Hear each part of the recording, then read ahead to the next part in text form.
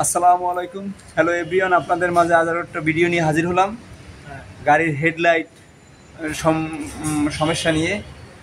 আর আপনার অনেকেই মানে লোকাল 2 নম্বর হেডলাইট লাগানোর পরে বারবার সমস্যা হয়, ঠিক আছে? তো এইসব সেন্সিটিভ বিষয়, এসব বিষয়ে আপনারা কখনো 2 নম্বরের কোনো স্বর্ণপূর্ণ হবেন না।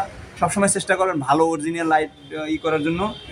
আর এই লাইটের কিছু কিছু আছে, যেমন এই লাইটটা সেম, ঠিক আছে? এটা কিন্তু এয়ার কুলিং সিস্টেম। যখন লাইট জ্বলবে তখন এই ফ্যান অটোমেটিক ঘোরার কারণে লাইটটা আপনার ঠান্ডা থাকবে। এটা অরিজিনাল লাইট এবং আপনার এরকম লাইট সবসময় ব্যবহার করার চেষ্টা করবেন। আর আপনাদের এই যদি লাইট তেমন ইসের কাজ না, কিন্তু এই লাইটটা যদি আপনি উল্টো লাগান তাহলে কিন্তু আপনার লাইন কেটে দেবে, লাইটটা কেটে দেবে। এগুলো কিন্তু খুব হাইওয়েতে রাতের বেলা যে অ্যাক্সিডেন্টগুলো ঘটে তার বেশিরভাগ অ্যাক্সিডেন্ট হয় হেডলাইটের কারণে। আপনার নতুন একটা হেডলাইট লাগাইলেন, ওই হেডলাইটটা অ্যাডজাস্ট করেন নাই, হেডলাইটের সকেটটা একটু লুজ আছে, হেডলাইটটা আপ ডাউন করে, বিপরীত দিক থেকে যে গাড়িটা আসে তার চোখে লাগে, সে দেখতে পায় না। তখন আপনার আনুমানিক করে আইসে আপনার গাড়িতে মারিয়ে দেয়, বা আপনার একটা আপনি যাই মারিয়ে দিতে পারেন। এই জন্য গাড়ির বডি হাই করলেন কিন্তু হেডলাইট অ্যাডজাস্ট করলেন না, এটা একটা বড় বিপদ ডাকলেন।